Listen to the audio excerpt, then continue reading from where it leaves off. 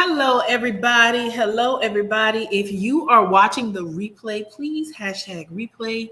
Please like and share as you come in so that everyone is able to get this great information that I'm about to share in preparation for the new year as we get ready to transform not only our credit, but also our budgets so that we are more financially sound and stable so that the issues that we had in this year we don't have in 2022.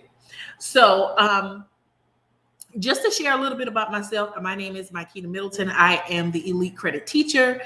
My office is located in Santee, South Carolina at 130 Business Park Drive. I specialize in transforming credit scores so that my clients can go out here and make the purchases that they would like to make and create a foundation that's stable for their families and generations to come. My job is also to make sure that we are financially literate. Okay, we do not want to continue to repeat the same mistakes that we did in 21 and 20. We want to start off 2022 on the great note. And the first thing that we have to do is have a plan in place. No, I take that back. The first thing we need to do is make sure that we are committed, that we are ready for change. Because the only way that you're going to make a change is if you are sick and tired of being in the situation that you're in and that you are ready to make moves so that you can go out here and do things for you and your family. If you have a high school student, I will be releasing a new product on this afternoon centered around helping high schoolers and teenagers establish credit. And I will be posting and going live about that at 5:00. Okay. We want to put our children in a great position to win. Okay. Happy New Year. Thank you so much. Happy New Year. You will do this live and I'm at everything. I'm so sorry. Well, guess what? You'll be able to catch the replay. Okay. You'll be able to catch the replay. Remember, I'm going live using StreamYard. So give StreamYard permission to access your Facebook. I promise you it's not spam or scam. So that I can see who I'm talking to when you guys are making these comments, because I want you guys to participate. Like and share this video. Thank you guys so much. Like and share this video. Today, we are going to be talking about budgeting for the new year. Okay, so a quick backstory. I started my business out of pocket. Okay, I didn't have business credit established. Matter of fact, I didn't even know where to start when it was about business credit. I started my business out of pocket. I rebuilt my credit. I was able and fortunate enough to get high revolving accounts. One of my credit cards is $30,000. So, of course, when you're building your brand and building your business, there are expenses that come along with that. And so I was using my credit card more than credit cards, plural, to get established and to put things in place for my business. And then I realized that I had kind of went overboard. Okay. I racked up about $11,000 in debt. And this was prior to EIDL and the pandemic and all that good stuff. I started my business right before the pandemic in 2018. And I got into a little bit of debt. And it was manageable debt. It was not to the point where I was struggling to pay my bills or anything, but I myself, my financial comfort zone had been violated by myself. So I ended up doing a little bit of research and doing some things to educate myself on budgeting so that I could create a plan that would work for me and my household and my income and what I had going on at the time. Because I'm a single mom. I do not depend on anybody's finances but my own to take care of me and my responsibilities. So I needed to do a plan that would work for me and my budget. Okay. At the time, Elite Credit was just getting off of the ground. So I wasn't bringing in that much income that was related to my business. So I created this plan and I put this, well, I didn't create the plan. I put this plan in motion on my educator's salary. Now, listen, if any of you are educators, you all know that y'all know the deal when it comes down to income as an educator. Okay. Around this time, around the holiday season, we get our 15th and 30th check on the last day of school, and we had to make that work until January 15th. My district gets paid on the 15th and the 31st. Okay, so that's a month, a whole month that I had to work within a budget with no additional income coming in outside of my business. Because remember, my business was just getting started. And I'm pretty sure that some of you are pretty much operating on the same type of budget. So a lot of times in December, we get this huge lump sum of funds and we have to make that work, okay, until January 15th. And this was when I was living paycheck to paycheck, 2018, 2017, 2018. And I depended heavily on my primary income. Budgeting was something that I had to do in order to keep my sanity, okay? Because bills are going to continue to come around like clockwork. They don't want to hear, oh, you don't get paid to January 15th. Well, you know what? This bill right here is due on January the 9th or January the 10th. So I want to show you guys a budgeting strategy that I use and I still use. I actually mapped out my new strategy on last night, literally, because I want to pay down some credit cards that I use to help me stay within a working parameter that works for me and my family and me and my needs and my wants. That helps me to maintain a good social life. I can continue to get the things that I want as well as the things that I need by working this plan. So let me show you what I'm talking about. I'm going to show you two things. Okay, work with me for 1 second. I'm going to show you two things. Hey, that's me. First of all, I like to start off by saying that it's all about taking action. If you guys are fed up and ready to move and ready to make a plan that works for you, you got to be willing to take action. The path to success is to take massive, determined actions. Okay. And if you are here tuning into this live, then you are ready to take action. Okay. The budgeting rule. I've posted this several different times on my Facebook page, on my story, on my Instagram.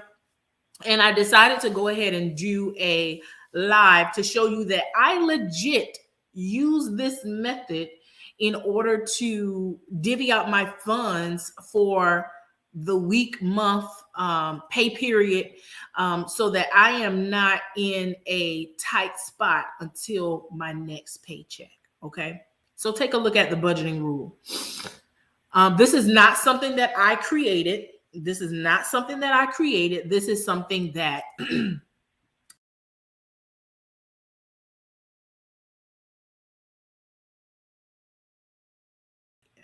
sorry about that. This is something that I found. Excuse me for wiping my nose, guys, but my sinuses are draining back and it's just a pain right now, but bear with me. This is not something that I created. This is a rule that I found and it works for me. So take a look at it. You're going to use your income after your deductions, all of that good stuff, okay? Because this is the money that you have coming in to work with, okay? You're going to take your paycheck. 50% of that is going to go to your needs, okay? You're going to take 50% of that. Multiply your paycheck times 50%, and that is going to be the amount that you have to go towards your needs. Housing, rent, transportation, insurance, groceries, healthcare, utilities, okay? You're going to go back to that original amount, and then 30% of that is going to go towards your wants.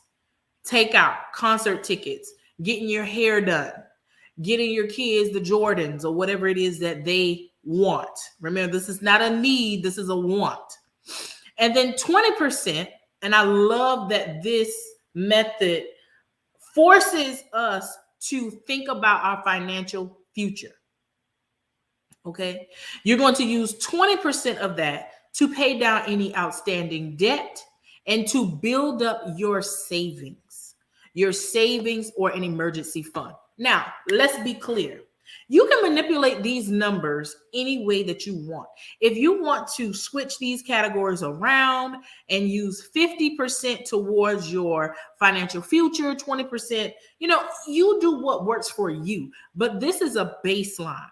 Okay. And if you are done, once you finish divvying out your housing, your transportation, your insurance, your groceries, and you have money left over and you want to move that remaining balance over to your savings and paying down extra debt, then you can do that. Okay. But this is a budgeting rule and a budgeting strategy that I put in place and that I utilize to help me. And it worked for me. Because guess what? When my money for wants was zero, I did not go back into my bank account, nor did I swipe my credit cards to make it happen. Because a want is not a need. And we have to be disciplined. The main thing about this is discipline. You have to be disciplined in this process. If you are not disciplined, then there is no need to even try. Okay? You have to put in a little bit of action to get the results that you want. Okay? Now, I have a financial planning book on Amazon, and I have it linked, the Elite Budget Planner. It's on Amazon right now, and you can use that because I'm the type of person, I like to write out my plan. And I'm not talking about putting it in my phone or putting it on the computer. I want to have a plan that I can have in my hand. And I don't have a budget planner in here. I ordered some more, but the book, it is a very functional book that you can drop down in your purse, take it with you, have that plan with you so that you can remain motivated and disciplined. Put your plan in action. Let me show you this budget rule in play. Let me see if I have any comments or anything. Happy New Year to you as well. Okay. So let me show you this budgeting rule in place. So let's say, for instance, that Jack's total net income is $5,000. And this is for the month, okay? His needs category, and remember that's based off of 20%. I'm sorry, 50% is $2,500. So he has $2,500 to take care of his rent, which is $900, loans, and take a look at what is stated here. His minimum payment, just minimum payment, not putting towards any extra. Okay, not putting any extra towards any loans. This can be credit cards, personal loans through a bank, or saved or a finance company. Oh God, please not the finance companies, but I digress. Okay, groceries. Okay, and groceries does not include eating out. Transportation. And transportation, depending on where you are, if you take the train, if you're moving around by car, this could be more or less depending on what your travel is. So $150 for travel and transportation and maintenance on your vehicle, gas, and then your insurance. And then his insurance. He had $2,500. Okay. Of course, for this person, the numbers are going to vary for you because you probably are not paying $900 in rent. You probably don't have $400 in loans and that sort of thing. But that is the whole gist of it. You are going to take half of your income, and that is going to be used for your needs. And then you have your wants category at 30%. Your wants. Now, for me, this was for me. When I'm budgeting, when I'm trying to make a goal, I'm trying to make something happen, my wants are cut out. I slim it all the way down because it's not something that I need. If it's not something for my little one, I cut it out. I can go without getting my nails and my hair done. I can go without a lot of things. My upkeep and the things that I want can be cut down to pretty much nothing. Okay. But $1,500 is the budget set aside for wants. Okay. Now, what I did, I moved some of that over to my needs category or to my savings category. Okay. But you have to determine what is important to you, and you budget for the month using the 30% for your wants category. So Jack's wants: summer vacation, $500, fishing trip, birthday gifts, subscriptions, dining out, charity, all that good stuff. And that was his amount for his wants. And then moving over to his savings, which was 20%. 401k, a Roth IRA, emergency fund, debt repayment, housing down payment, $200. Okay, so he's setting aside for a house. It's all about figuring out what is important to you and then customizing the budget to fit those categories and those things. This is the baseline. Okay, this is the baseline for you. Okay. So each of these categories will vary per person because everybody's wants and needs and savings are going to look different. Okay. You can manipulate it how you want. Okay. Now, so once you have a working budget in place, let me show you how to handle debt. Now, I personally used this method to pay down $11,000 in debt, and it was all credit card debt, in a little less than 6 months. And I began to profit in my business. So when I was paying myself through my business, that entire paycheck went towards my debt. Because let me tell you something about credit repair and budgeting. Those two things go hand in hand. When people sign up for credit repair, they think that Makita is the end all be all and their problems are going to be solved. No, there's so much more that goes into it, simply because it takes money to make a change in the thing, in your lifestyle and with your credit. Because if you're unable to build credit and as I repair your credit, you're not able to build credit, then you're going to be stuck in the same situation, but just differently. You may not have that many collections. You may not have that many late payments reporting, but if you don't have any positive trade lines, installment and revolving, because you need those things to build your profile. If you're not able to go out here and get a secured card, then you're going to be stuck. So if you are a client of mine and you don't have a revolving account on your credit report, please, please, please get a secure card through your bank. And if you're not able to get a secure card, then you need to reach out to me to get the Elite Credit Builder card so that you can start building positive credit. Okay. So let me show you this method. It's called the debt snowball method. Let me check to make sure that I don't have any questions here. Okay, great.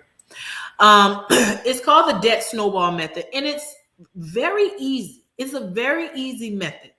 So once you purchase your Elite Budget Planner, in your budget planner, you have a month outlook that you will outline your budget for the month using the 50-30-20 rule.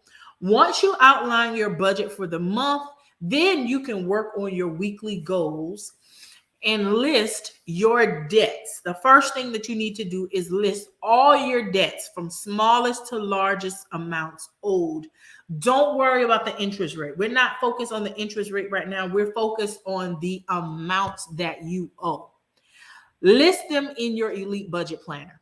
Okay. List all of your debts from smallest to largest in your Elite Budget Planner. The Elite Budget Planner can be obtained from Amazon, and I have the link here in the description. Okay. Number 2, start to pay the minimums on every debt except the smallest one. Okay. Only the minimum on all of your debts except the smallest one. So you've listed them from 1 to whatever number. Let's say you have 5 debts from smallest to largest. You're going to pay the minimum on all of those except the smallest debt. With that smallest debt, you're going to pay as much as your budget allows until that debt is paid off. Okay. So if you go back to your budget, okay, and if you have $1,000 to spend towards the minimum, the smallest debt that you have, okay, and you want to put that entire $1,000 towards that debt, do that. Okay, do that. So you're going to pay as much as you can on the smallest debt until it is paid off. So you're going to only pay the minimum on all of the other debts except the smallest debt. You're pretty much going to give that small debt extra TLC when it comes down to your pocketbook. Okay. Step 4, once that smallest debt is paid off, you're going to roll that payment, because now you don't have to pay anything on that debt, because that debt is now down to zero or down to a manageable amount, that it is no longer overutilization and it is no longer an issue for you. Okay. Meaning you're comfortable with the amount that's there. So if you got a $5,000 credit card and it was maxed out to $4,999 and you got it down to $500 or $100 and you're cool with that, hey, you did a darn good job. Because your underutilization, that credit card is no longer overextended, okay? And now you can move your attention down to the next debt. But with this method, they want you to pay it down to zero, because the whole thing is to get you down to $0, okay? Once the smallest debt is rolled over, so if you were paying $1,000 on that credit card or that debt, then you take that $1,000 that was being allocated for that debt and you roll it to the second largest debt on your list. So boop, you can check off the first one, move down to number 2, and you just repeat this until all your debts are paid in full. You know, what this does is help you to focus in on a specific goal instead of worrying about all 20 of the debts that you have. Pay the minimum on everything else, zero in on one at a time until you get down to $0, and then repeat the process again on the next debt on your list. That's it. You have a plan. No, first of all, let's back up. You have a budget. Okay. And now you have a plan of attack for those debts that are on your credit. I'm sorry, that are for your debt and on your credit. if they're revolving, they're on your credit. Excuse me. Okay. So any questions? If you guys have any questions, please give StreamYard permission to view your comments so that I can answer any questions that you may have.